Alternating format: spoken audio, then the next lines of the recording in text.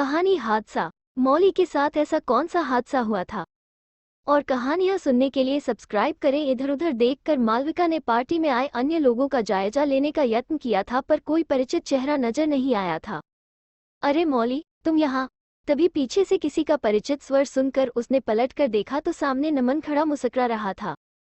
यही प्रश्न मैं तुमसे भी कर सकती हूँ, तुम यहाँ क्या कर रहे हो?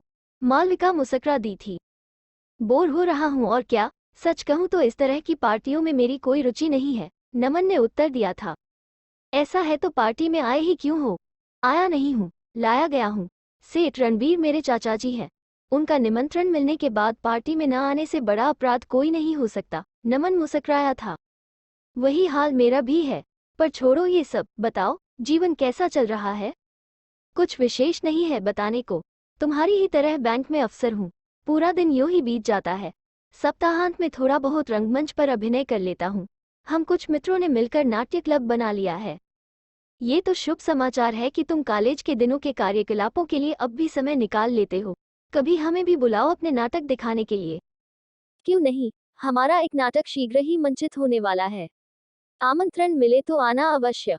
आजकल मेरे अधिकतर मित्र फिल्म या डिस्को में रुचि लेते हैं, नाटकों से वे दूर ही भागते हैं, पर तुम उन सब से अलग हो। तभी नमन का कोई परिचित उसे पकड़ कर ले गया था और उतनी ही तेजी से हाथ में बियर का गिलास थामे रोमी उसकी ओर आया था। कौन था वह? रोमी ने तीखे स्वर में प्रश्न किया था। किसकी बात कर रहे हो तुम? वही जिससे बहुत घुलमिल कर बात कर रही थी तुम? अच्छा, वो नमन है। कॉलेज में मेरा सहपाठी था और अब मेरी ही तरह बैंक की एक अन्य शाखा में कार्यरत है। मेरा अच्छा मित्र है, मालविका ने उत्तर दिया था। तुमसे कितनी बार कहा है कि इन टुटपुंजियों को मुंह मत लगाया करो। तुम अब केवल एक मध्यवर्गीय परिवार की युवती नहीं बल्कि मेरे जैसे जाने माने उद्योगपति की महिला मित्र हो। मैं नहीं चाहता कि तुम अब अपने पुराने मित्रों से कोई भी संबंध रखो, रोमी गुर्राया था। उसका तीखा स्वर सुनकर मालविका स्तब्ध रह गई थी।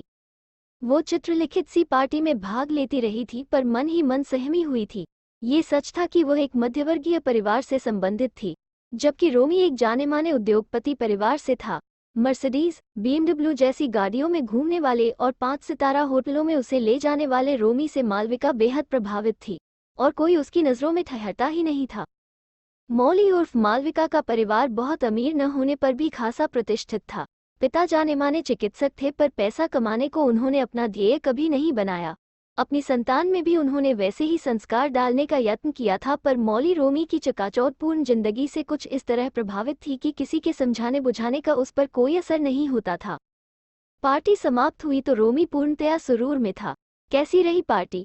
उसने कार को मुख्य सड़क पर मोड़ते हुए पूछा था। बेहद उबाऊ और बकवास पार्टी थी, मेरा तो दम घुट रहा था वहां, मौली बोली थी। मैं जानता था तुम यही कहोगी। कभी गई हो ऐसी शानदार पार्टियों में? मैं तो ये सोचकर तुम्हें ऐसी पार्टियों में ले जाता हूँ कि तुम सभ्य समाज के कुछ तौर तरीके सीख लोगी, पर तुम तो हर जगह अपने पुराने मित्र ढूंढ निकालती हो। कभी अपनी तुलना की है ऊंची सोसाइटी की अन्य युवतियों से? माना कुदरत ने सौंदर्य दिया है पर ढंग से सजना संवरना तो सीखना ही पड़ता है। अपनी पोशाक पर कभी दृष्टि डाली है तुमने? महेंद्र बाबू की बेटी सुहानी पूछ बैठी कि तुम किस डिजाइनर की बनी पोशाक पहने हुए हो, तो मैं तो शर्म से पानी पानी हो गया। रोमी धारा प्रवाह बोले जा रहा था। बस या और कुछ? रोमी के चुप होते ही मौली चीखी थी। तुम और तुम्हारा 5 सितारा कल्चर, मेरा दम घुटता है वहां। भूल मेरी थी जो मैं तुम्हारे साथ पार्टी में चली आई। मुझे नहीं चाहिए ये चमकदमक और तुम्हारे साथ इन बड़ी गाड़ियों में घूमना। ठीक कहा तुमने, तुम्हारी औकात ही नहीं है ऊंचे लोगों के बीच उठने बैठने की या मेरे साथ महंगी कारों में घूमने की। चलो उतरो। इसी समय रोमी ने झटके से कार रोक दी थी। मौली को काटो तो खून नहीं। उसके घर से 15 किलोमीटर दूर निर्जन सड़क और रात के 12 बजे का समय, कहाँ जाएगी वह? क्या कह रहे हो? मैं आधी रात को अकेली कहाँ जाऊंगी? मुझे मेरे घर तक छोड़ दो, मैं तुम्हारा उपकार कभी नहीं भूलूंगी। मौली बिलख उठी थी। ये भावुकता की बातें रहने दो। मैं तुम मिडिल क्लास लोगों को भली प्रकार पहचानता हूँ। अपनी गरज के लिए गिड़गिड़ाने लगते हो, रोने पीटने लगते हो, काम निकल जाने पर अपने आदर्शों की बड़ी बड़ी बातें करते हो। दफा हो जाओ मेरी आंखों के सामने से, रोमी ने घुड़कर दिया था। हार कर डरी सहमी सी मालविका कार से उतर गई थी। उसे आशा थी कि उसके उतरने के बाद रोमी का दिल पसीज जाएगा और वह उसे फिर कार में बैठने को कहेगा, पर ऐसा नहीं हुआ। उसके उतरते ही रोमी की कार फर्राटे भरते उसकी आंखों से ओझल हो गई थी। मॉली ने अपना पर्स खोल कर देखा। टैक्सी का बिल चुकाने लायक पैसे थे, पर टैक्सी मिले तब न उसकी आंखें डब्बा आईं। घर में तो सब यही सोच रहे होंगे कि वो रोमी के साथ है। वे बेचारे क्या जाने कि वो आधी रात को दूर तक नागिन की तरह फैली सीधी सपाट सड़क पर अपने ही आंसुओं को पीती पैदल चली आ रही होगी। मॉली कुछ दूर ही चली होगी कि उसके पास एक कार आकर रुकी, जिसमें 5 मनचले युवक सवार थे। शराब के नशे में धुत वे तरह तरह की आवाजें निकाल रहे थे। मॉली को अकेले चलते देखकर उन्होंने अभद्र इशारे करते हुए उससे कार में बैठने का आग्रह किया। उसने पहले तो उनकी बात अनसुनी कर दी, पर जब वे उसके साथ कार चलाते हुए उल्टी सीधी हरकतें करने लगे तो वो फट पड़ी। मेरा घर पास ही है, मैंने एक बार कह दिया कि मुझे सहायता नहीं चाहिए तो क्या सुनाई नहीं पड़ता। मॉली दम लगाकर चीखी थी, पर कार में से 2 युवक डरावने अंदाज में उसकी ओर बढ़े थे। वो सहायता के लिए चीखी तो दूसरी दिशा से आती एक कार उसके पास आकर रुकी थी। क्या हो रहा है ये? कार चालक ने प्रश्न किया था। देखिए न, मैं शरीफ लड़की हूँ, ये गुंडे मुझे तंग कर रहे हैं, मौली बोली थी। शरीफ? हूँ, शरीफ लड़कियां आधी रात को यूं सड़कों पर नहीं घूमती, कार चालक हकारत से बोला था। और तुम लोग जाते हो यहाँ से या बुलाऊं पुलिस को? उसने युवकों को धमकाया तो वे भाग खड़े हुए।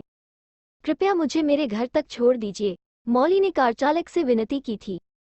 क्षमा कीजिए महोदया, मेरी बहन नर्सिंग होम में है, मैं उसे देखने जा रहा हूँ।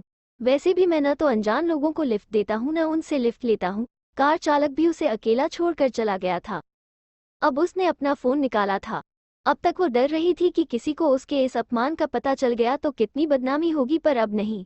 पापा भी नाराज होंगे, पर इस समय सही सलामत घर पहुंचना अत्यंत आवश्यक था। उसने फोन किया तो माँ ने फोन उठाया था। मौली, कहाँ हो तुम? 1 बजने जा रहा है, मेरा चिंता के मारे बुरा हाल है। पार्टी क्या अभी तक चल रही है? उसकी मां नीता देवी ने प्रश्नों की झड़ी लगा दी थी, पर जब मौली ने वस्तुस्थिति से अवगत कराया तो उनके पांव तले से जमीन खिसक गई थी। किसे भेजूं इस समय? तुम्हारे पापा तो 2 घंटे पहले ही नींद की गोलियां लेकर सो चुके हैं। किस पड़ोसी को जगाऊं इस समय? तुम जहां हो वहीं आड़ में छिपकर खड़ी हो जाओ। सड़क पर अकेले चलना खतरे से खाली नहीं है। मैं अश्विन को जगाती हूँ, वो नहीं करेगा, नीता देवी बोली थी। अश्विन? रहने दो माँ, उसके पास तो कार भी नहीं है, मैं पुलिस को फोन करूंगी। भूल कर भी ऐसी गलती मत करना, मैं अश्विन से पूछूंगी, यदि कार चला सकता है तो हमारी कार ले जाएगा, नहीं तो अपने स्कूटर पर आ जाएगा। ये समय नखरे दिखाने का नहीं है, नीता देवी ने डपट दिया था। अश्विन की बात सुनते ही मौली को झुरझुरी हो आई। वो मौली के घर में ही किराएदार था और किसी कॉलेज में व्याख्याता था। आजकल अखिल भारतीय प्रतियोगिता की तैयारी में जुटा था। नीता देवी से उसकी खूब पटती थी, पर मौली ने उसे कभी महत्व नहीं दिया। प्रारंभ में उसने मौली से बातचीत करने का प्रयत्न किया था, पर उसकी बेरुखी देखकर उसने भी उससे किनारा कर लिया था। इस समय आधी रात को उससे मदद मांगना मौली को अजीब सा लग रहा था। वो आने के लिए तैयार भी होगा या नहीं, कौन जाने। मौली खंभे की आड़ में खड़ी यह सब सोच ही रही थी कि नीता देवी का फोन आया था। अश्विन को कार चलानी नहीं आती, वह अपने स्कूटर पर ही आ रहा है। शास्त्री रोड पर वह अपना हॉर्न बजाते हुए आएगा, तभी तुम सड़क पर आना, नीता देवी ने आदेश दिया था।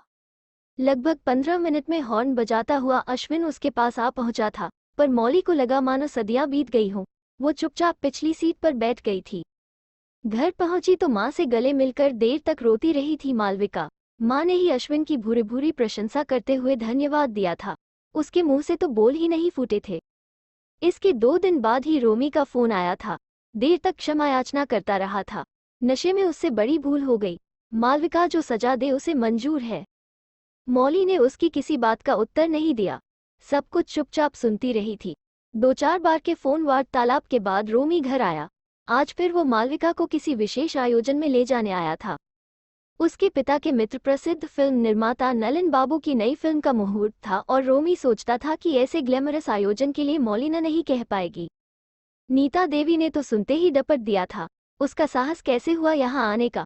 उस दिन जो कुछ हुआ उसके बाद तुम उसके साथ जाने की बात सोच भी कैसे सकती हो?